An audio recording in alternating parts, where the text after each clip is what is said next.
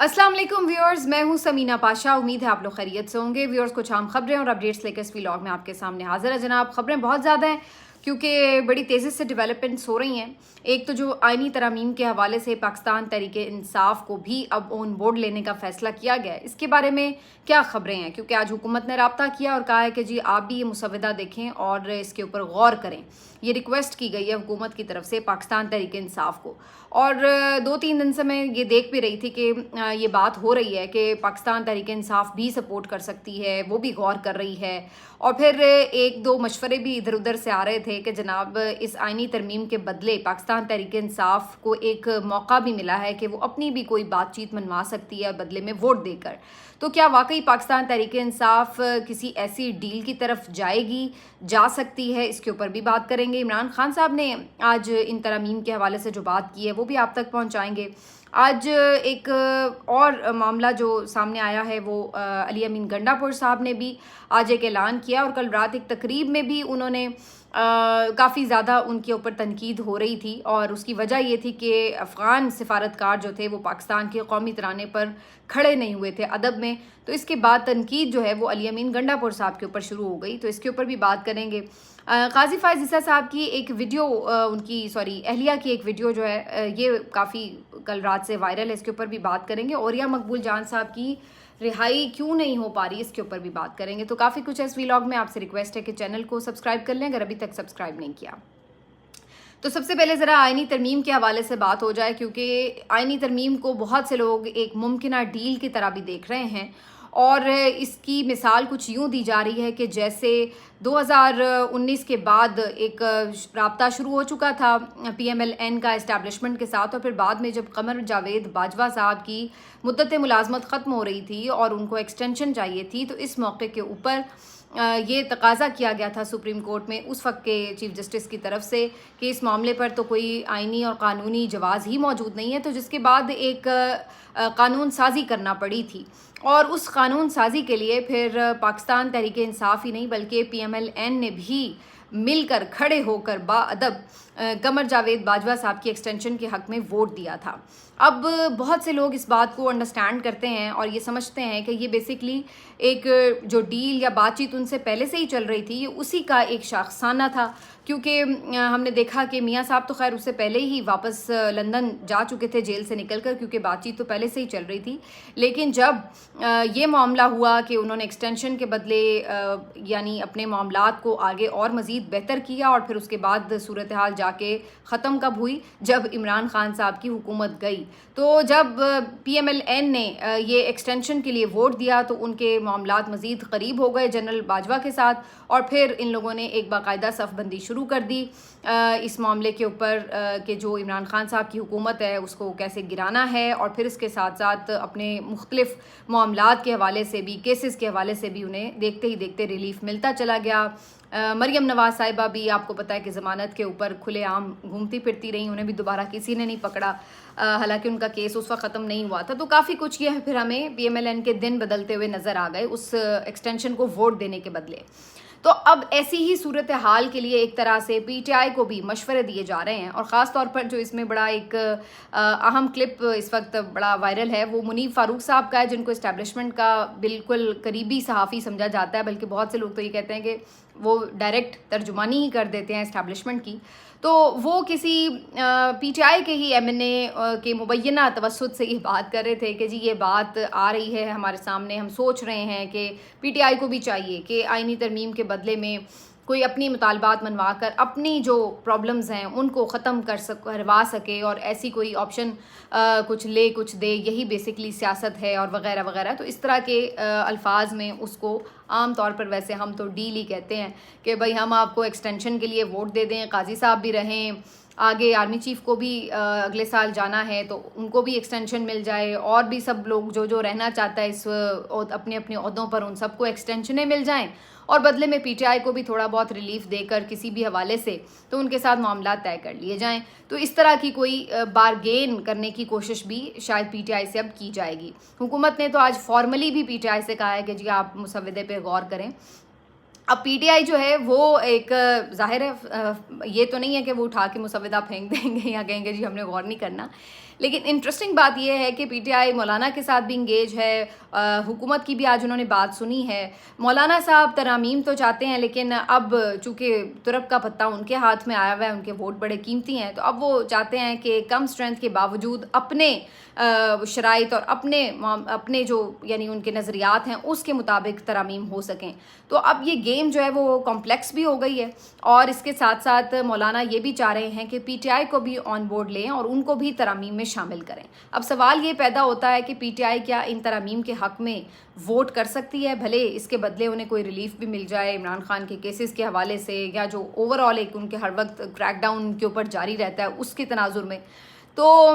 جہاں تک میرا خیال ہے تو مجھے تو یہ صرف ایک ٹریپ لگتا ہے جو پی ٹی آئی کے لیے کیا جا رہا ہے، کیونکہ ایک دفعہ اگر یہ ایکسٹینشنز اور یہ سارا سیٹ اپ برقرار رہا تو کبھی بھی جو ان کے سیاسی حریف ہیں، مخالفین ہیں، وہ یہ چیز برداشت نہیں کریں گے کہ پی ٹی آئی کو کوئی ریلیف ملے اور ان کو اس حوالے سے کسی بھی طرح سپیس مل سکے اور ان کا یہاں سے جو ہے وہ بستر گول ہو جائے۔ دوسری طرف پی ٹی آئی کو بھی یہ سوٹ نہیں کرتا۔ اس کی وجہ یہ ہے کہ پی ٹی آئی کو بھی معلوم ہے کہ انہوں نے ایک جدوجہد کی ہے، اور انہوں نے جب اس سے پہلے کئی موقعوں پر انہیں ڈیلز آفر کی گئیں تو اس وقت ڈیل نہیں کی، تو اب وہ ڈیل کیوں کریں گے؟ اب تو بظاہر انہیں لگ رہا ہے کہ کیسز بھی بالکل اپنے منطقی انجام تک پہنچ چکے ہیں۔ اس وقت حکومت اور اسٹیبلشمنٹ بالکل پی ٹی آئی کو جو ایک کارنر کرنا چاہتے تھے اس میں وہ ناکام ہوئے ہیں، تو اب تو وہ ایک ایسی پوزیشن پر ہیں کہ جو ان کو فتح کے قریب نظر آ رہی ہے۔ تو اس وقت انہیں کیا ضرورت پڑی ہے کہ وہ ان کو کوئی لائف لائن دے دیں اور کوئی ڈیل کر لیں۔ اور تیسری بات یہ کہ یہ سب سے بڑی نظریاتی ان کی ایک میرا خیال ہے جنگ ہارنے کے مترادف بات ہوگی، کیونکہ اسی چیز کے لیے تو وہ ہمیشہ لڑ رہے ہیں کہ ڈیل نہیں کرنی، کوئی اس طرح کی چیز غیر آئینی، غیر قانونی، آئین کے بنیادی روح کے منافی نہیں کرنی۔ تو اگر ان میں سے کسی بھی شق کے اوپر وہ کوئی لچک دکھاتے ہیں، خاص طور پر جو بہت زیادہ متنازع شقیں ہیں، تو پھر اس کے بعد تو بظاہر کوئی چانس نہیں ہے۔ تو پی ٹی آئی بھی میرا خیال ہے کہ صرف اس وقت ٹائم گین ضرور کر رہی ہے، لیکن وہ بھی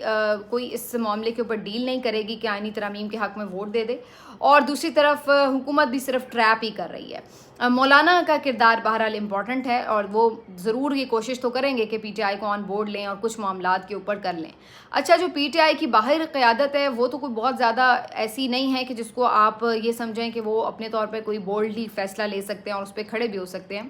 لیکن یس ان کی قیادت میں سلمان اکرم راجہ صاحب ضرور موجود ہیں، جو کہ آئین اور قانون کے اوپر دسترس رکھتے ہیں اور بڑی باریک بینی سے معاملات کو دیکھتے ہیں۔ تو چونکہ وہ اب باہر ہیں اور سیکرٹری جنرل بھی ہیں پی ٹی آئی کے، تو مجھے لگتا ہے کہ بظاہر پی ٹی آئی کے معاملات ان حوالوں سے بالکل سیف ہینڈز میں ہیں۔ تو اگر کوئی یہ خدشات یا تحفظات پیدا کر رہا ہے کہ پی ٹی آئی کوئی ڈیل کر لے گی اس حوالے سے، تو میرا خیال ہے کہ سلمان اکرم راجہ صاحب کا وہاں موجود ہونا اس بات کا اندیا ہے کہ ایسی کسی چیز پہ کم از کم وہ کمپرومائز نہیں کریں گے جو بنیادی آئینی جو روح ہے اس کے خلاف ہو۔ ان کا موجود ہونا یہ ثابت کرتا ہے کہ اگر وہ کوئی ترامیم کرتے بھی ہیں یا کسی ترامیم کی طرف سوچ بچار بھی ہوتی ہے تو وہ یقینی طور پر آئین سے متصادم نہیں ہو سکتی۔ لیکن یہاں پر پھر ایک اور سوال بھی ہے، وہ یہ کہ کیا پی ٹی آئی کو حکومت کے ساتھ کسی بھی معاملے پر نیگوسیشنز کرنی بھی چاہیے، ایون آئینی ترامیم کے لیے، چاہے اچھی ہوں یا بری ہوں، صحیح ہوں، آئینی ہوں، بھلے بہت اچھی ترامیم ہی کیوں نہ ہوں، لیکن اگر پی ٹی آئی ان ترامیم کے حق میں ووٹ دیتی ہے حکومت کے ساتھ مل کر، تو اس کا مطلب تو یہ ہوگا کہ انہوں نے حکومت کی قانونی حیثیت کو تسلیم کر لیا، جو کہ ابھی تک پی ٹی آئی اس بات پہ مصر ہے کہ یہ حکومت تو لیجٹمیٹ حکومت ہی نہیں ہے اور ان کو ووٹ نہیں ملے ہوئے، انہوں نے مینڈیٹ چوری کیا ہوا ہے، 47 کی حکومت ہے یہ۔ تو پھر اس لحاظ سے تو پی ٹی آئی اپنی ہی بات سے ایک قدم پیچھے ہٹ جائے گی، کیونکہ آپ تو پھر انہیں مان رہے ہیں، تبھی ان کے ساتھ مل کر پوری طرح ترامیم کر رہے ہیں۔ تو جو پی ٹی آئی کا اس وقت ورکر سپورٹر ہے وہ یہ سمجھتا ہے کہ پی ٹی آئی کو کرنی ہی نہیں چاہیے، چاہے اچھی یا بری ترامیم تو دور کی بات ہے، ان کے ساتھ مل کے کوئی ترامیم نہیں کرنی چاہیے، کیونکہ یہ ایک لیجٹمیٹ حکومت نہیں ہے، اس کے پاس مینڈیٹ ہی نہیں ہے کہ یہ ترامیم کر سکے۔ میرا خیال ہے کہ زیادہ مجھے تو امکان یہی نظر آتا ہے۔ آج عمران خان صاحب نے جو جیل میں گفتگو کیا اس سے بظاہر یہی لگتا ہے کہ عمران خان صاحب بھی اس معاملے پر بڑے کلیئر ہیں۔ انہوں نے جہاں مولانا کی تعریف کی کہ جی اچھی بات ہے مولانا جمہوریت کے لیے کھڑے ہیں، تو وہیں انہوں نے کہا کہ یہ ترامیم کرنا ہی اس لیے چاہتے ہیں کہ جو چاروں چیفز ہیں یہ چاہتے ہیں کہ ان کو سیو کیا جائے, امپائر ملا کر یہ کھیلنا چاہتے ہیں, ایکسٹینشنز بھی اسی لیے کرنا چاہتے ہیں. اور عمران خان صاحب سمجھتے ہیں کہ اس کا مقصد یہی ہے کہ عدلیہ کو بھی کنٹرول کرو, پی ٹی آئی کو بھی بالکل کارنر رکھو, اور مجھے بھی مختلف مقدمات میں جیل کے اندر بند رکھو. تو یہی ان کا مقصد ہے. جب عمران خان صاحب اتنے کلیئر ہیں کہ ان ترامیم کا مقصد کیا ہے, تو پھر میرا نہیں خیال ہے کہ پی ٹی آئی ان ترامیم کے حوالے سے کوئی بات چیت حتمی نتیجے تک پہنچا سکتی ہے. باقی ملنا ملانا, گفتگو, یہ سب تو چلتا ہی رہتا ہے. تو یہ ابھی بھی چل رہا ہے, تو اس کو دیکھتے جائیں, کیونکہ اس سے پہلے بھی کئی دفعہ مذاکرات ہوئے ہیں. تو کیا عمران خان صاحب یا پی ٹی آئی نے کوئی ڈیل کر لی؟ اور پی ٹی آئی تو ظاہر ہے عمران خان صاحب کی مرضی کے بغیر تو کوئی ڈیل کرے گی نہیں. اگر آئینی ترامیم پہ کوئی سوچ بچار بھی ہوئی تو ظاہر ہے وہ چیز بھی عمران خان صاحب کے علم میں لا کر ڈسکس کر کے اس کے بعد ہی اس کے اوپر کوئی بات ہو سکتی ہے. تو ابھی اس کے اوپر کوئی بھی حتمی رائے قائم کرنا میرے نزدیک تھوڑا قبل از وقت ہے. اب آگے آ جاتے ہیں جی, جو چیزیں مزید ہو رہی ہیں اس کے اوپر میں ایک صرف ضرور چیز کہہ لوں کہ بہت سے لوگ جو یہ بات سمجھتے ہیں کہ جی یہ کچھ لے اور کچھ دے کی سیاست ہوتی ہے اور آپ اسپیس اسی طرح نکالتے ہیں, تو پھر بیسکلی اسی طرح کی سیاست کو ہی تو یہی لوگ کنڈیم کرتے رہے. پھر جب سیاستدان ایسا کر لیتے ہیں تو وہ کہتے ہیں کہ دیکھو جی ہم نے تو پہلے ہی کہا تھا یہ ڈیل کر لیں گے, دیکھا جی ہم نے تو پہلے ہی کہا تھا.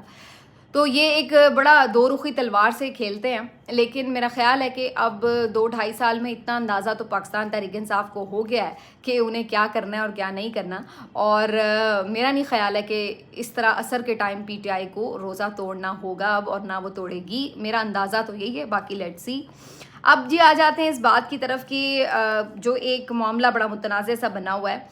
ایک تقریب تھی خیبر پختونخوا میں, وہاں پر علی امین گنڈا پور صاحب بھی موجود تھے, دیگر کیبنٹ ممبرز بھی تھے, اور یہاں پر افغانستان کے سفارتکار بھی موجود تھے. علی امین گنڈا پور صاحب کی آلریڈی افغانی سفارتکار سے ملاقات بھی ہو چکی ہے, اور وہ کہہ بھی چکے ہیں کہ میں جو اپنے صوبے میں امن کرنے کے حوالے سے ملاقاتیں وہ کروں گا, میں افغانستان کی حکومت سے بات کروں گا. تو وہ اس سلسلے میں کچھ نہ کچھ پیش رفت تو جاری رکھے ہوئے ہیں. اس تقریب میں ہوا یہ کہ جب پاکستان کا قومی ترانہ بجایا گیا تو اس موقع پر تمام لوگ, جیسے کہ ظاہر ہے ایکسپیکٹڈ بھی یہی ہوتا ہے سب سے, کہ سب احترام میں اور ادب میں کھڑے ہو جاتے ہیں, لیکن افغان سفیر اس موقع کے اوپر کھڑے نہیں ہوئے اور وہ بیٹھے رہے. اور اس موقع کے اوپر جو لوگ یہ ویڈیو دیکھ رہے تھے سب نے اس چیز کو کنڈیم کیا, اور کرنا بھی چاہیے. دیکھیے سفارتی آداب کا تقاضا یہی ہے کہ آپ کسی بھی ملک میں جاتے ہیں تو آپ ان کے قومی پرچم یا ان کے قومی ترانے یا جو بھی ان کے وہ وہاں کے حساب سے جو ایٹیکیٹس ہوتے ہیں ان کو فالو کر رہے ہوتے ہیں آپ. تو یہ ایک غیر مناسب بات ہے, یہ ایک توہین آمیز سا انداز لگتا ہے کہ کوئی اگر بڑا اس حکومت کا کوئی بڑی شخصیت تشریف لا رہی ہے آپ کھڑے نہ ہو, یا نیشنل اینتھم پہ کھڑے نہ ہو. تو یہ اس طرح کی چیزیں جو ہیں یہ ظاہر ہے کہیں پہ بھی ملک میں, کسی بھی ملک میں جا کر ٹالریٹ نہیں کی جاتی. تو یہ ایک غلط حرکت تھی. میرا نہیں خیال ہے کہ افغانی سفیر کو اس طرح کی ایک بد اخلاقی کا مظاہرہ کرنا چاہیے تھا, اور یہ ایک نہایت افسوس کی بات ہے ان کی طرف سے, اور اس کو صحیح طور پہ برا سمجھا جا رہا ہے. لیکن اس کے بعد کیا ہوتا ہے, اس کے بعد یہ ہوتا ہے کہ ان کی طرف سے ایک خیر اسٹیٹمنٹ بھی آ جاتی ہے کہ چونکہ جی وہ میوزک تھا اس میں تو اس لیے ہم نہیں کھڑے ہوئے, کیونکہ ہم میوزک کو یہ احترام نہیں دے سکتے کہ اس میوزک کے احترام میں کھڑے ہو جائیں. ادروائز اگر صرف ترانے کے بول ہوتے تو ہم ضرور کھڑے ہوتے, اور ہمارا مقصد کوئی توہین کرنا نہیں تھا وغیرہ وغیرہ. تو انہوں نے اپنی طرف سے یہ کلیریفیکیشن دی, لیکن ظاہر ہے ان کی کلیریفیکیشن ہر جگہ پوری دنیا میں ایکسیپٹیبل تو نہیں ہے. آپ کہیں بھی دوسرے بڑے ممالک میں, چائنا میں بھی جاتے ہیں یہ وہ, تو کیا وہاں پہ بھی آپ یہ حرکت کرتے ہیں؟ تو یہ ایک دیکھنے کی بات ہے. لیکن اس کے بعد پھر وہی ایک کام شروع ہو گیا کہ جی کیا اس نے ہے اور مدعا جو ہے وہ پی ٹی آئی پہ ڈال دو. اب وہ سارے شروع ہو گئے کہ جی علی امین گنڈا پور جو ہیں یہ انہوں نے تقریب میں بلایا, انہوں نے ایسے کر دیا, انہیں تو بلانا ہی نہیں چاہیے تھا, اور یہ ان سے بات کرنے کے لیے بےتاب ہیں, اور ان کا آپ حال دیکھ لیں کہ وہ کس طرح پاکستان کے قومی ترانے کو ڈیل کر رہے تھے, اور یہ تھا وہ. تو تنقید کا سارا رخ جو ہے وہ پی ٹی آئی اور علی امین گنڈا پور کی طرف ہو گیا. بھائی پہلی بات تو یہ ہے کہ علی امین گنڈا پور صاحب کو یہ آئیڈیا تو نہیں ہوگا, پہلے سے انہوں نے بتایا تو نہیں ہوگا کہ بھائی قومی ترانہ بجا تو ہم کھڑے نہیں ہوں گے. تو میرا نہیں خیال ہے کہ یہ اس لحاظ سے یہ سوچنا کہ جی وہ انہیں بلایا ہی کیوں, کیونکہ انہوں نے کھڑے نہیں ہونا تھا. انہیں کیا پتا کہ بھائی وہ آئیں گے تو کھڑے نہیں ہوں گے یا کیا بیہیو کریں گے. دوسری بات یہ کہ علی امین گنڈا پور صاحب اس کے اوپر یقیناً ان سے ایک احتجاج ریکارڈ کرا سکتے ہیں, انہیں کرانا بھی چاہیے, انہیں ریئلائز کرانا چاہیے کہ بھئی آپ کی طرف سے ایک اچھی حرکت نہیں تھی اور ہمیں یہ ناپسندیدہ لگی ہے. لیکن اس کا سارا مدعا جو ہے وہ علی امین گنڈا پور پہ اس طرح سے ڈالنا, بھئی وہ تو اپنے صوبے کے معاملات کے حوالے سے بات چیت کر رہے ہیں, تو آپ کو اس کے اوپر کتنا اعتراض ہے یا کیوں. اور کیا یہ پہلی دفعہ ہے کہ آپ کو آپ کے ملک کو جو ہے وہ کسی نے اس طریقے سے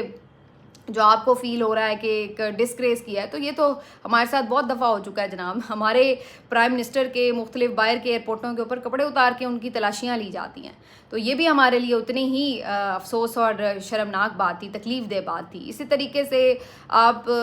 ہم دیکھتے ہیں ہمارے جو یہ آتے ہیں سائفر المشہور, اس طریقے سے دھمکیاں میں سائفر جو آتے ہیں, ان کی آپ لینگویجز دیکھیں تو آپ کو کیا لگتا ہے کہ بھائی جب آپ کا ملک جن حالات میں ہے تو پھر آپ کیا ایکسپیکٹ کرتے ہیں, کون ہماری یہاں پہ عزت کر رہا ہے؟ تو بہرحال باقی جو کہ تگڑے ملک ہوتے ہیں تو وہاں پہ کسی کا چو چرا نہیں نکلتا. ان کو تو یہ کہتے ہیں یہ سپر پاور ہیں, یہ وینٹیلیٹر ہیں اور ان کے بغیر تو ہم مر جائیں گے. لیکن افغانستان کے اوپر وہ تو واقعی باقی لوگوں سے چونکہ کمزور ہیں کمپیریٹیولی, تو ان کو آپ آ کے بھی دکھا لیتے ہیں. دکھانی بھی چاہیے, میں ان کے عمل کو جسٹیفائی نہیں کر رہی, لیکن میں صرف یہ بات کہہ رہی ہوں کہ اصل میں یہ جو سلیکٹیو آپ کی ایگو ہے یہ جاگتی اس وقت ہے جہاں پر آپ کو پی ٹی آئی کے اوپر یا علی امین گنڈا پور صاحب کے اوپر, کے پی حکومت کے اوپر کوئی اٹیک کرنے کا موقع مل جاتا ہے اور آپ کو لگتا ہے کہ یہاں پہ ہمیں یہ اپرچونٹی مل گئی ہے تو اب ان کے اس کھاتے میں اس کے اوپر بھی تنقید شروع کر دو. تو اصل جو معاملہ ہے اس کے پیچھے وہ بظاہر یہ نظر آتا ہے. لیکن بہرحال یہ ایک جو معاملہ تھا یہ کافی وائرل تھا. اسی طرح سے کل ایک اور ویڈیو جو ہے وہ میں دیکھ رہی تھی, قاضی فائز عیسیٰ صاحب کی ویڈیو ہے اور ان کی اہلیہ کی ویڈیو ہے. سرینا عیسیٰ صاحبہ نے ایک انٹرویو دیا ہوا ہے اور یہ کوئی تازہ انٹرویو نہیں ہے, جو میری معلومات ہیں اس کے مطابق یہ کوئی ابھی ریسنٹ انٹرویو نہیں ہے, یہ پرانا ان کا انٹرویو ہے جس کا ایک کلپ جو ہے وہ کل سے چل رہا تھا. اور یہ کلپ بیسکلی جو پی ٹی آئی کا ایک موقف ہے کہ قاضی فائز عیسیٰ صاحب کو پی ٹی آئی اور عمران خان کے کیسز نہیں سننے چاہیے, کیونکہ ان کی اہلیہ کے بھی بیانات ریکارڈ پر ہیں کہ وہ کس طرح عمران خان اور پی ٹی آئی کو کرٹیسائز کرتی ہیں, بلکہ ان کے لیے کافی زیادہ ایک نفرت کے جذبات رکھتی ہیں اور کافی برا بھلا کہہ چکی ہیں, ان کے اوپر تنقید بہت کر چکی ہیں. تو اس سے تو یہ تاثر ملتا ہے کہ جب ان کی اہلیہ اس طرح سے بیہیو کر رہی ہیں, کر چکی ہیں, آن ریکارڈ کر چکی ہیں, تو اس سے تو پتہ چلتا ہے کہ ایک بائسنس آلریڈی وہاں پر ہے اور قاضی فائز عیسیٰ صاحب کو اس لیے نہیں کیسز سننے چاہیے پی ٹی آئی کے. اور پھر وہ ہم نے عملاً ہوتا ہوا دیکھا بھی کہ جو بھی کیس پی ٹی آئی کا لگا, نہ صرف قاضی صاحب نے سنا بلکہ ہمیشہ ایسا فیصلہ دیا جس میں پی ٹی آئی کو نقصان ہوا, پی ٹی آئی کے خلاف فیصلہ گیا ہمیشہ. تو یہ بہت سارے کیسز میں آپ پچھلے دنوں میں دیکھ سکتے ہیں. تو اس لحاظ سے یہ موقف ان کا کوئی حقیقت سے ہمیں دور بھی نہیں نظر آتا, قریب ہی نظر آتا ہے. لیکن اس ویڈیو میں نے جو نوٹس کیا تو سرینا ولیم صاحبہ جو ہیں, سرینا عیسیٰ صاحبہ جو ہیں, وہ بہت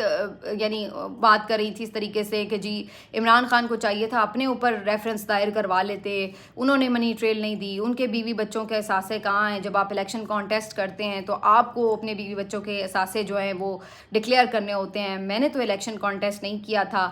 میرے اثاثے ڈکلیئر کروانے یا اس کے اوپر منی ٹریل پوچھنے کا کیا بات تھی, یہ تو ان کو کرنے چاہیے تھے اور وغیرہ وغیرہ, اور انہوں نے تو کبھی منی ٹریل نہیں دی. اور بڑی اس طریقے سے وہ بات کری تھی جس میں باقاعدہ ایک اظہار تھا ناپسندیدگی کا. تو سرینا عیسیٰ صاحبہ کی اس گفتگو میں